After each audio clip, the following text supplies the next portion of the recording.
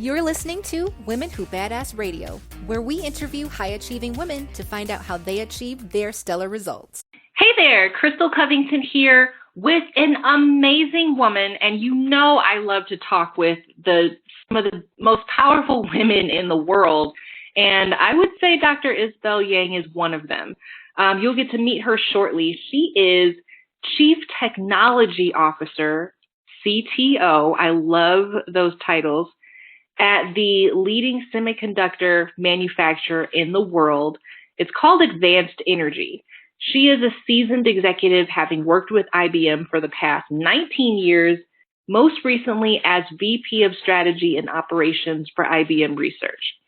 What's really special to me is just the fact that we get to talk to these women in tech who are changing the world and impacting the things that we use every day, leading teams that are creating the world around us. And that makes me so excited. So Dr. Isabel, I'm so excited to have you on the show and to be able to talk with you today. Hey, Crystal, it's so great to be here, and I am so glad that you invited me to this podcast and share some of my experiences and my journey. And hopefully, I always wanted to make sure that my journey, my example, could help others, and in particular, young women who either are in STEM or are thinking about getting into STEM. Beautiful. Yeah, I'm excited to have this conversation. And, it's not just the titles. The titles are important. I know there's some people that are like, oh, I don't care about titles. I don't care about that stuff. But what's really important is having that leadership capability over teams that are making change in the world. And I really appreciate the fact that you're one of those women. And we get to learn a little bit about how you got there and what we can learn from that journey, take away from your journey as we go along our paths. So the first question I have, and it's a little bit of a blunt question, I'm going to say bluntly that it's rare to find a woman of color in a C-suite position in the tech world. I mean, it's just a fact. Can you tell us a bit about your journey and how you came to become such a powerful example of female success?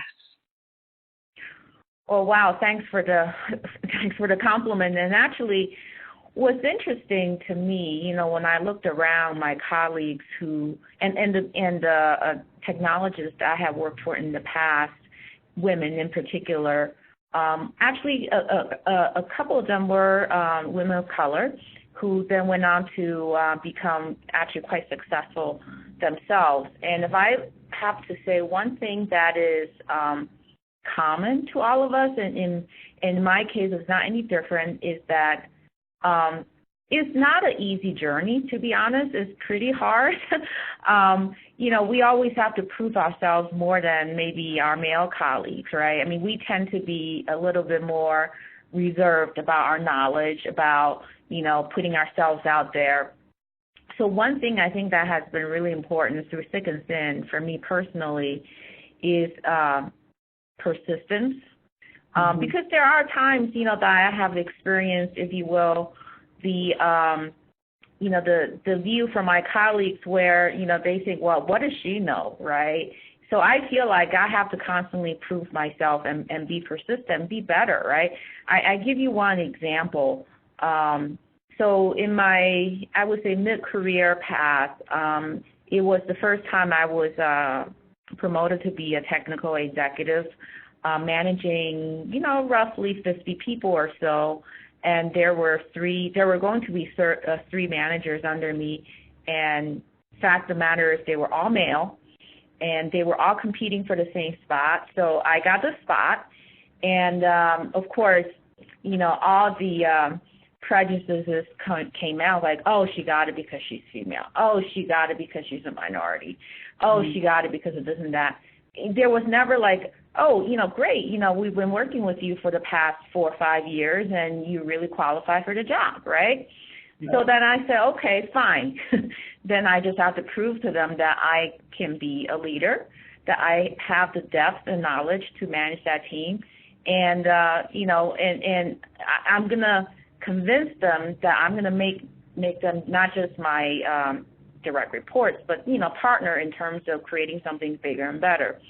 It was hard, in the beginning, but, the persistence paid off because, I managed not just the managers as them being reports to me, but as partners in some cases, right? And then there's some cases that have to be firm and really essentially direct, if you will, where I want the team to go and what projects I want them to focus on.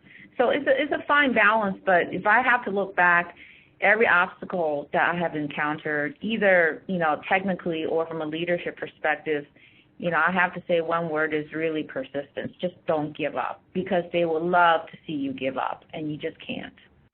Yeah.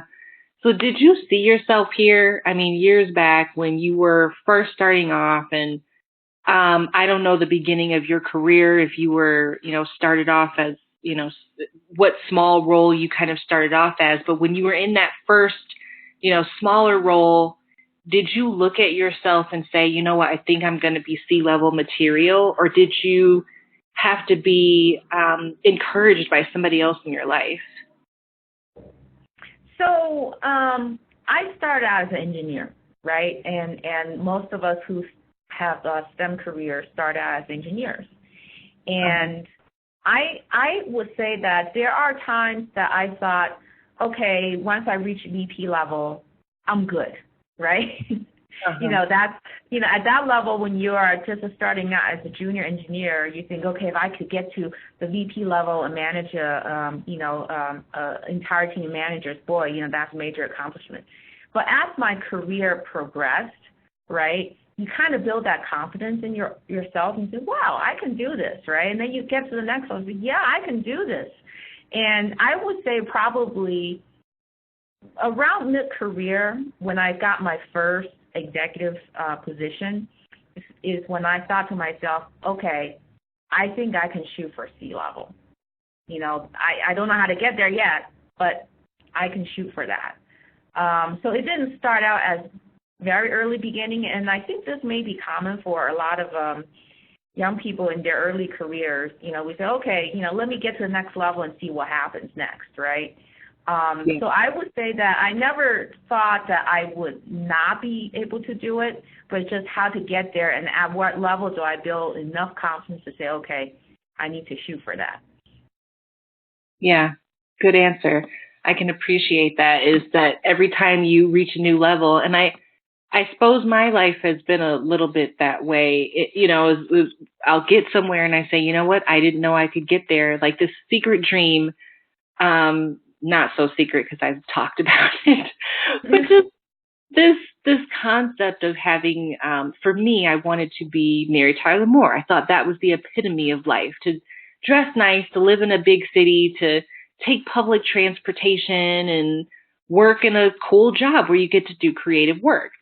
And I moved to Denver, and then I started a job at a Fortune 500 where I got to do really cool creative work. And then I was like, oh, I'm Mary Tyler Moore. It's okay, I did it. So now what? And then I kind of had to look back and say, okay, what am I going to do next? Because this was achievable. So now I need to find something else that is my next level. Who do I want to be? Because you kind of look at, when you have these visions of yourself, you kind of look at it like it's so far away. It's so big. How could I possibly ever get there? And then once you touch it, it's like, oh, okay.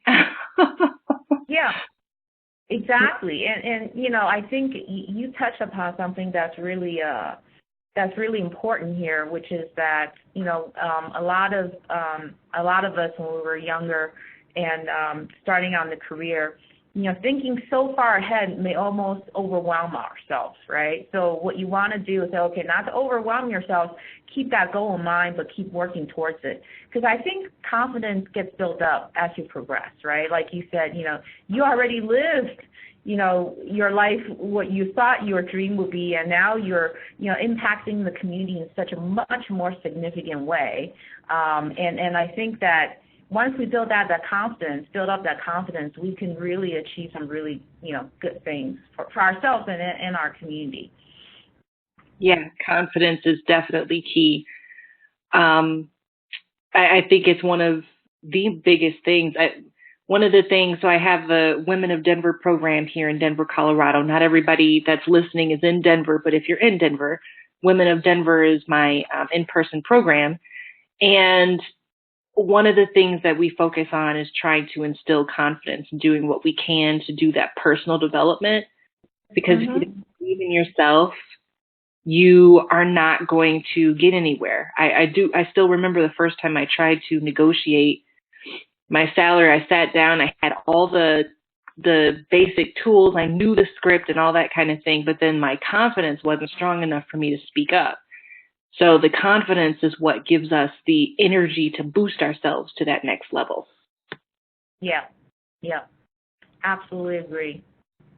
Yeah, so what's the air like up there? I mean, people fantasize about this life in the C-suite and what it really means, and but what does it really look like to be a chief officer? And how did you feel when you first entered the role versus what you feel about it today?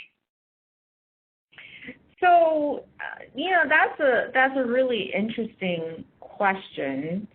It's not what maybe what people idealize it to be in some sense. So it's a combination of things, right? In my current role, when you're in the C-suite, whether you are a CTO or a CFO or COO or chief HR officer, what's interesting here is that you get to see the whole company, and no matter which company you're at, right? So you get to see the whole company. You see all the good, you see all the warts, and of course, you also see a lot of sort of the internal politics, if you will, and trying to figure out how to manage those things, right? So what is good about being in the C-suite is that, I took on this role because I feel like I really, really need to go to a company such as AE, which is significantly smaller than IBM, but I feel like I could wield much bigger influence and impact at a company of this size. And having said that, what that means is that, you see essentially how the company works, right? You see the guts of it, the inner workings of it, how decisions are made, right? And why decisions are made, and what are the landmines that you probably will run into either accidentally or intentionally, and not to avoid them, but, trying to figure out, number one, how to navigate, and number two, really is how to wield that influence and create that impact. And I think for a lot of people, when you work up to that level, it became a little bit of a surprise when you get to that level, especially if you're coming from outside in, right? If you're coming from another company to a new company. Now, luckily, when I was at IBM, actually, I spent about two and a half years in corporate strategy, and it's very interesting because it gave me that eye-opening experience already. I get to see the guts of the company, how things work, what the business units do, who's infighting with whom, and what are the big problems are, how do we transform, how do we think about new opportunities in the market. So it wasn't that much of a shock when I came to work for AE. It just took a little bit time to adjust. And then the other factor, I think that's the most important factor when you get into the C-suite, is to really understand lay of the land in terms of culture. How do people work here? What is their way of communicating? And that's really, really important. In some cases, the culture at the top really drives the culture all the way down to the company, right? Down to the guy who's working on the assembly line.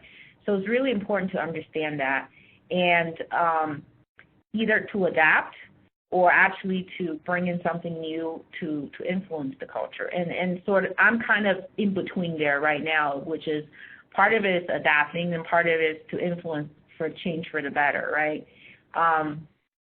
So I would say that, the air is not that thin. It's actually really, really, really interesting to be in the C-suite because it truly is an eye-opening experience. Yeah, I bet. It sounds like you get to see things from a really a new angle. And, so when it comes down to it, I think one of my other questions about that is when you're a specialist, or let's say maybe you make it to director level, what does the responsibility look like there versus the responsibility and the way you have to think about business in the roles that you're in right now? Yeah, so that's a really, really great question, because I think actually you hone in on the right level. Is when you get to the director level, I almost find that level to be sort of the training ground, if you will, that where you need to keep your specialist skill set intact. It doesn't mean you have to do the day-to-day.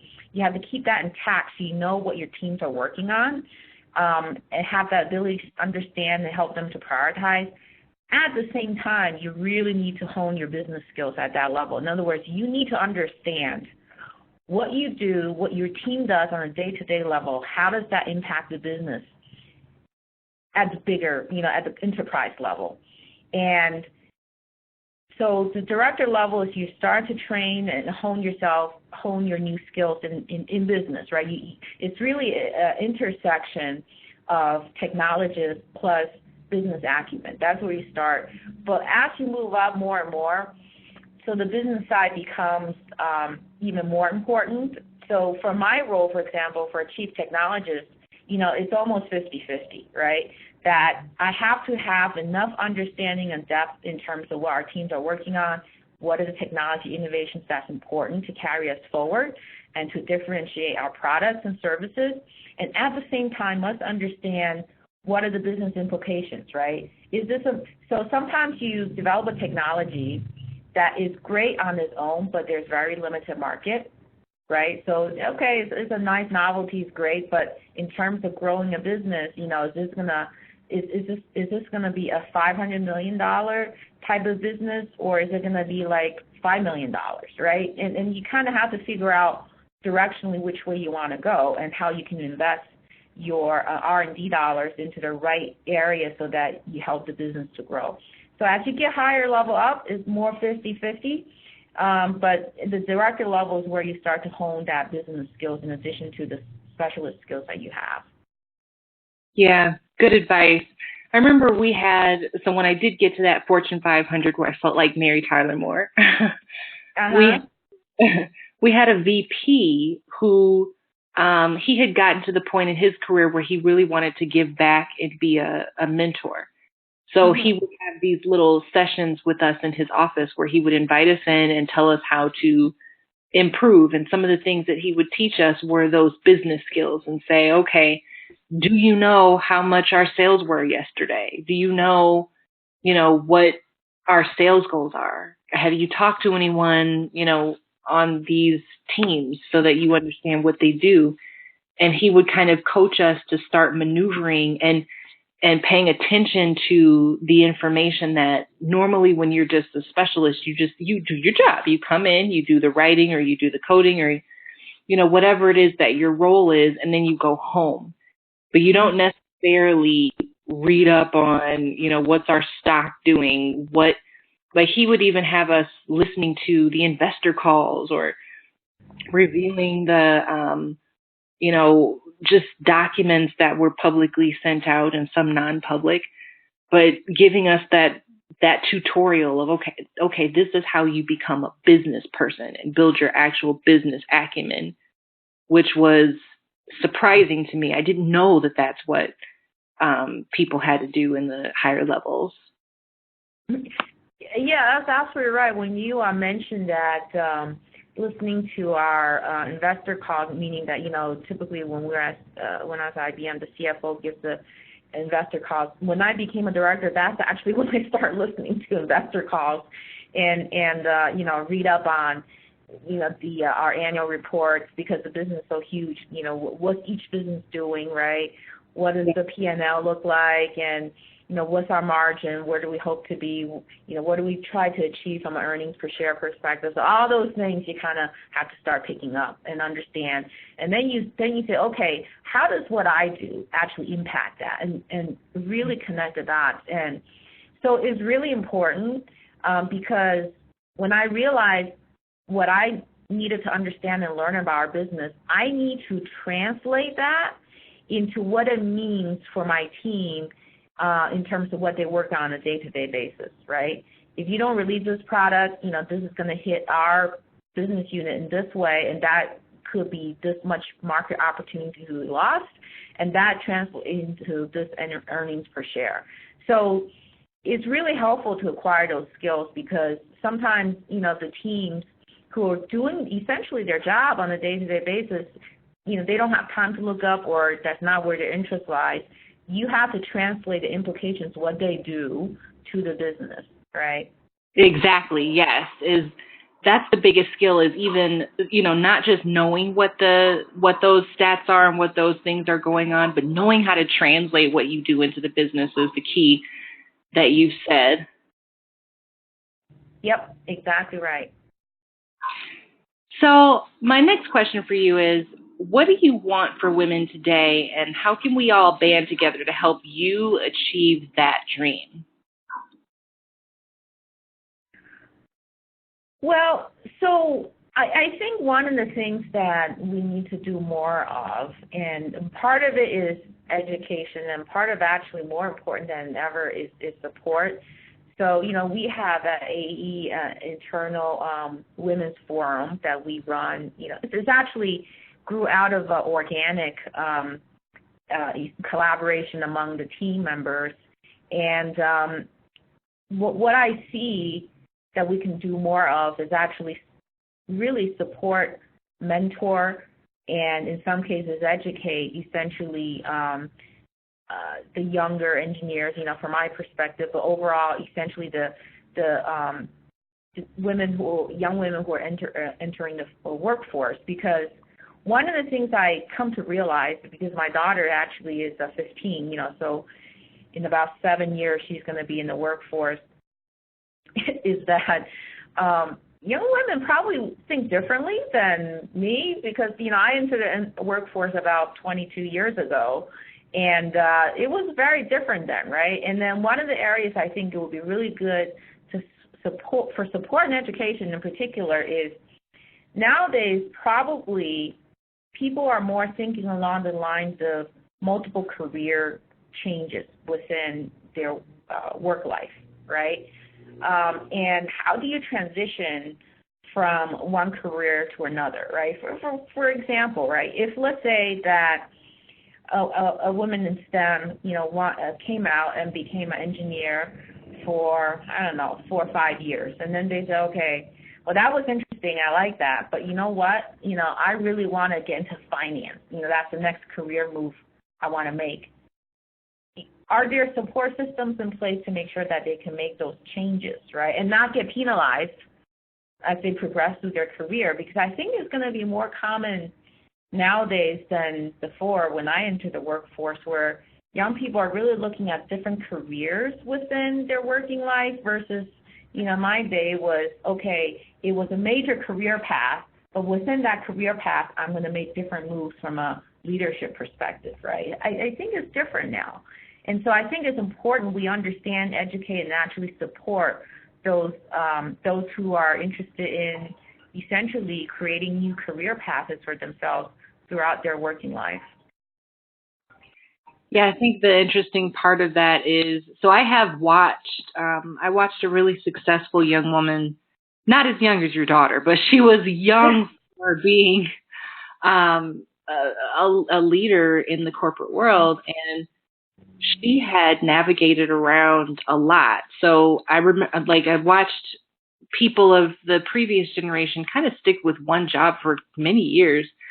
But when I watch people today that I admire and their journey and look at their journey, they are what you would have considered in the past that they were bouncing around, but they might be I think the benefit for them is seeing different pieces of a business. And so they might be doing different roles. They might move to different companies, but I really feel like it's a great way to build business acumen over time and to really understand what goes into running and succeeding in a business. So if I was to, look at maybe what young women should be doing, I think that getting that glimpse, however they do it, getting that glimpse at what goes on in different pieces of the business, and whether or not we as, older mentors can do that for them, help them to give them those opportunities through internships or other programs. I think it's very important to give them that exposure. Yes, absolutely agree. Exposure, experience,